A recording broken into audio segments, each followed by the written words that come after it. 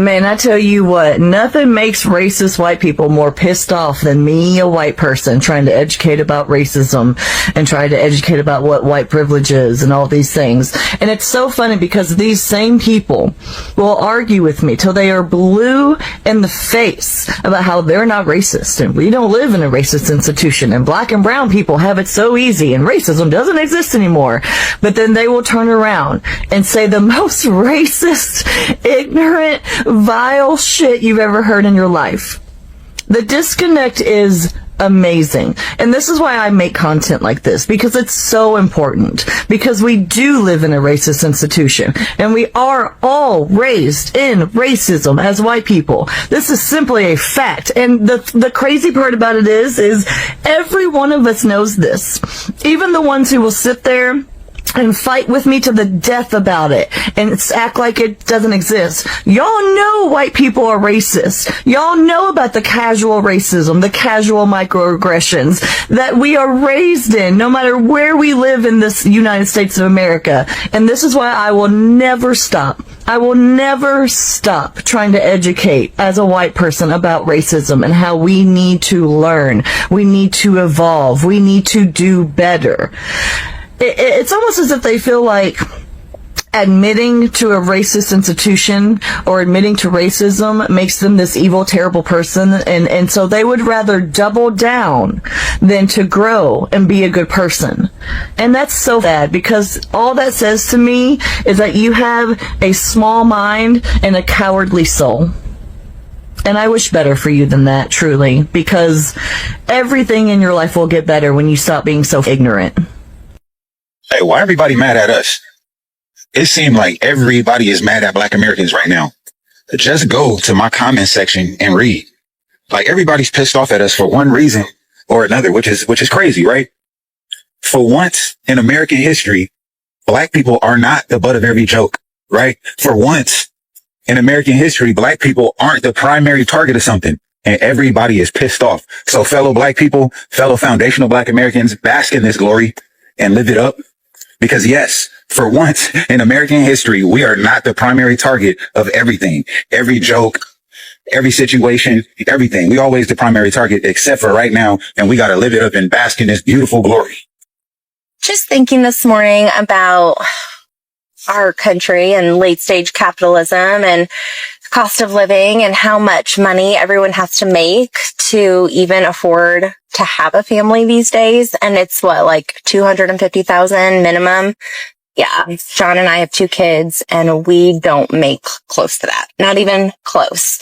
Try like at least $100,000 less than that. So we're barely making it. And we have 2 good high paying jobs as an electrical engineer and a nurse. Now, everyone always says, like, they make so much money. You guys should be doing so much better. They don't make that much money. Okay. And the fact that the wages haven't gone up with inflation means we've been getting pay cuts. So basically the last 4 years. So we're not doing okay. Nobody's doing okay in this economy. This is what we're so upset about. And then you add in authoritarianism and fascism on top of that. Like, what kind of country are we leaving for our kids where we teach them it's okay that they go to school and then their friends are missing the next day because they were rounded up by ICE? This is not an okay world. This is what I don't want to leave my kids. This is what I want to protect them from. This is one of the reasons why we're moving to Europe. I'm tired of it. I haven't even touched on healthcare. That's a whole other story that we've spent over $10,000 a year on for the last 4 years. Childcare, $24,000 a year. Just so that I can go to work and not spend time with my kids. It's fucking insane. How does anybody live in this world? Like, how does anybody make that $250,000 every single year to just, like, be okay? I don't know anyone else except for like doctors who are doing fine. What are we going towards? What is the end goal here? Like, is anybody else as upset as I am seeing everything that's going on? I mean, I'm just ranting this morning. Sometimes I'm just getting in my thoughts and my feels, and I can't believe that this is the reality that we're living in right now. In 2025, Americans everywhere are feeling the pain of skyrocketing costs. Rent, food, healthcare, education. But here's the truth most will not say out loud. Racism in America's institutions make this crisis even worse for Black and brown communities. Let's break down how systemic racism and the cost of living are directly connected. Watch and pay attention, and I will share my thought later. Being Black and upper class has in no way been a persecution for me. It has, however, been a front row seat to a kind of white rage that affects everyone, no matter what social, racial category you slot into in society. This rage flies under the radar, it's made invisible, it's been around for a long time, it runs on the same economic, political playbook that it has since the end of the Civil War, and it's hurting all of you. All of you. Unless you're Jeff Bezos, but that's not you. A very small example of this is a couple of years back, I was all dressed up with Black and white cousins. We're all dressed up. There's a good group of us, maybe 12, and we're going to the symphony. This symphony is it's manned by tons of volunteers, right? People who want to help you, people who are excited to see young people come to the symphony. And we get there and I've got my 8 or 9 tickets all connected. And this older white woman, member of my community, is doing the scanning. I can tell from the get-go, she doesn't really want to help me. She's peeved. And I'm thinking, why? I've got this huge group of people coming in. Like, this is a win for the local community symphony. So she scans all my tickets, right? 1, 2, 3, 4, 5, 6, 7, 8. She gets to the 8th or 9th one. I don't remember how many exactly we had. It doesn't beep. Now, mind you, I had to pick up these tickets at will call with an ID, with my name. And she knows this because she's a volunteer before I come to her.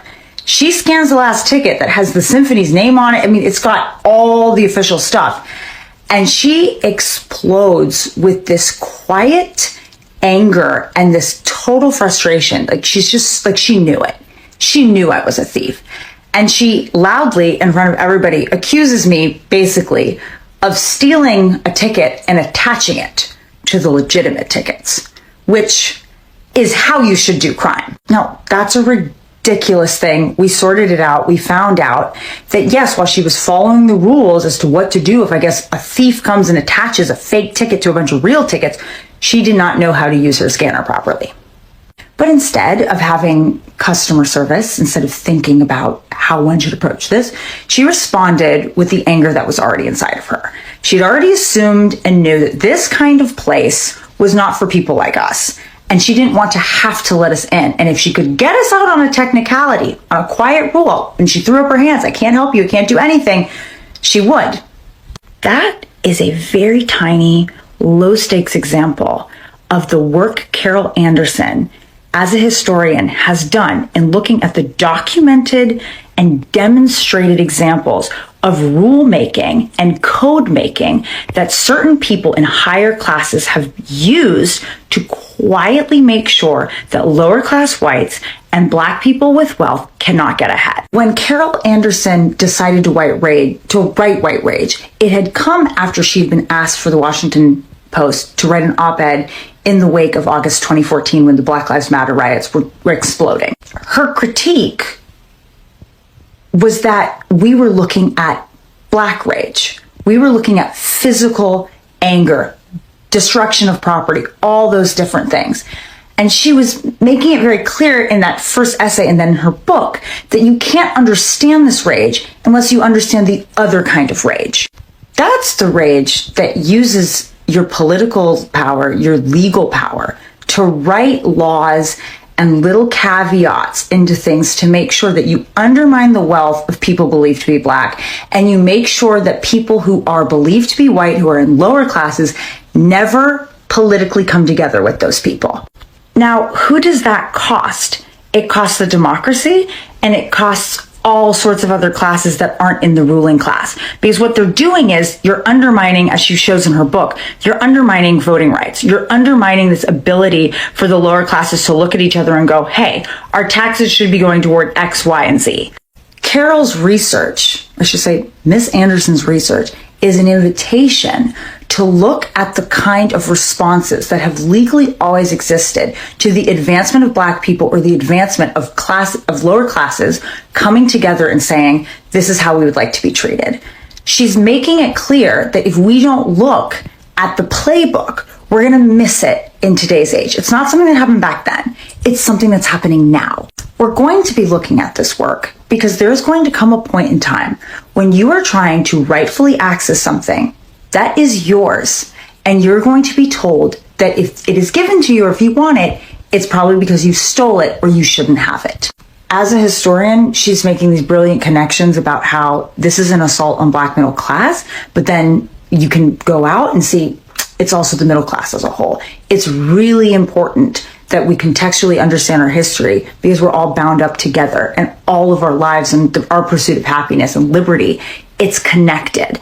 And there are reasons that people don't want you to understand that, because you become dangerous when you know that. You're less of a victim and you're more of a threat. So I'm excited to read this book. If you've read this book, if you finished it, if you know of any other things of Carol Anderson's that you just really particularly want to look at, please write in the comments. Baby, I used to get on this app to empower and teach. But today, these anti-Black folks is pissing me off.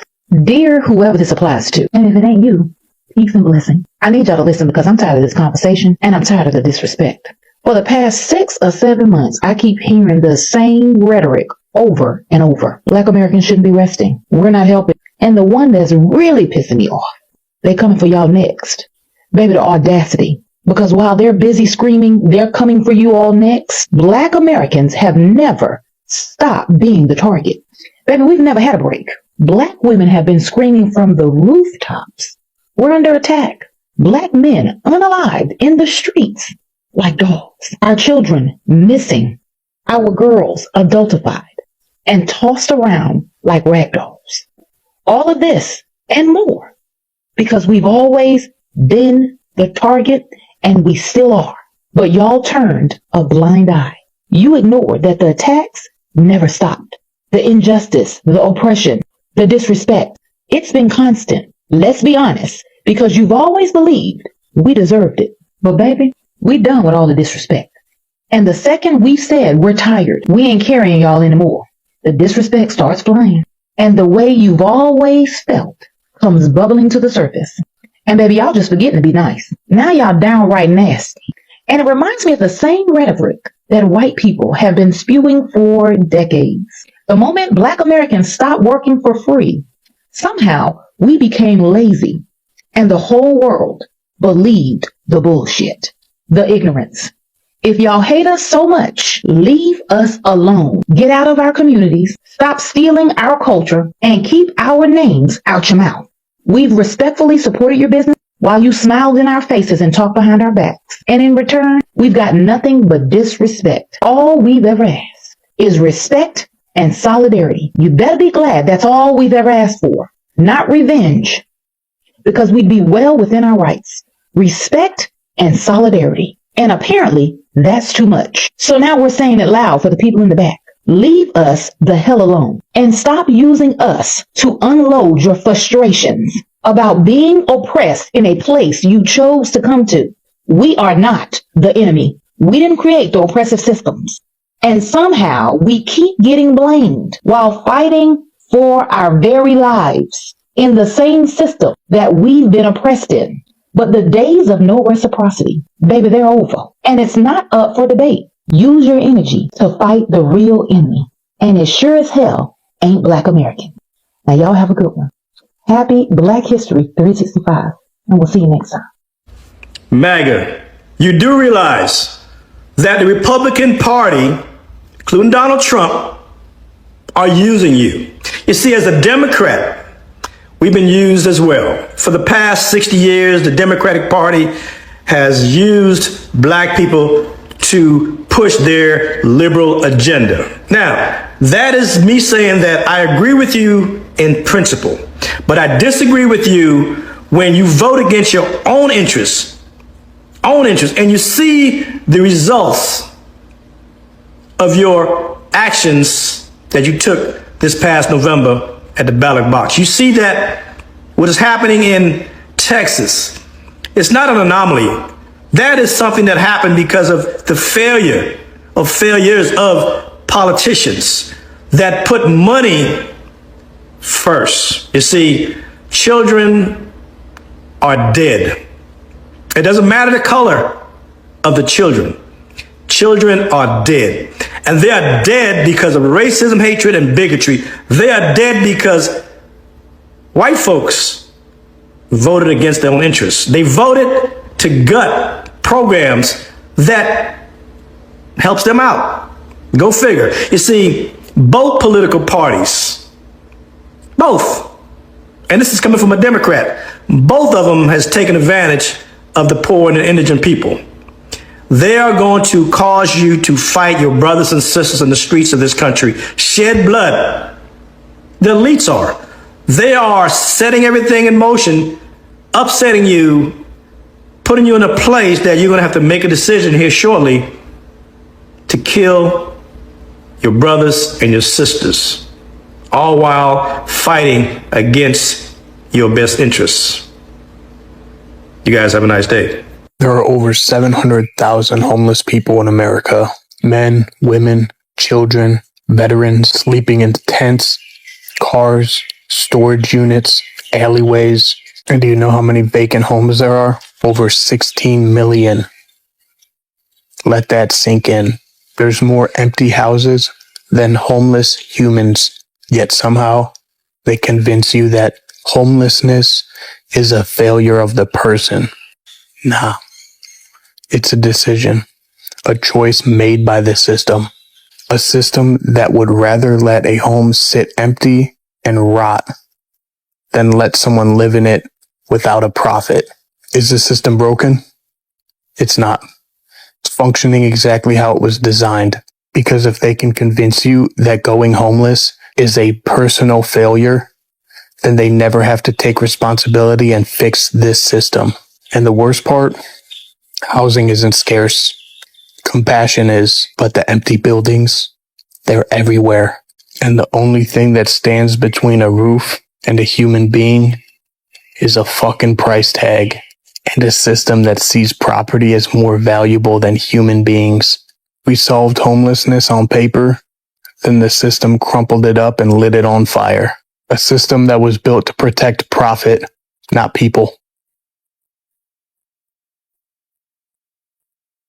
So I mentioned how I don't ever want to live around a bunch of white liberals again. And I spent most of my life living in Santa Cruz, California, where there is a lot of white liberals. And I have to tell you, those are some of the most racist people in America. White liberals have tried to silence my voice, have tried to get me fired. White liberals have called me racial slurs multiple times. White liberals think black people are a monolith and are only allowed to act a certain way, vote a certain way. White liberals are working to lower the educational standards for black and brown kids, which is hurting them. White liberals want to have a permanent brown underclass to do all of their hard work, all the jobs they don't want to do. So yeah, there's a lot of reasons why I never want to live in a majority white liberal area again. And don't even get me started on First, housing, rent are sold nationwide, but black renters are each other. Decades of redlining and discrimination still echoes today. Black families are more likely to live in underfunded neighborhoods, face higher eviction rates, and be denied mortgages. That means they rent longer, pay more, and build less wealth. In 2025, with housing shortages driving prices up, the gap has only widened. Next, wages. Even in 2025, studies shows black workers earn less than white workers for the same jobs. They are also overrepresented in low-wage industry. Retail, service, gig work, the exact sectors hit hardest by inflation. So while prices rise, paychecks do not keep up. That is not accident. That is institutional racism in the labor market. Healthcare is another hidden cost. Black Americans face higher rates of medical debt, not just because of income gaps, but because of systemic racism in healthcare itself. From biased treatment to fewer hospitals in black neighborhoods, the system stack cost higher. As healthcare premiums and prescription prices climb, black families carry a heavier burden than most. Education is supposed to be the greater equalizer, but racism has made it a trap. Black students are more likely to attend underfunded school, take on massive student debt, and graduate with fewer job opportunities.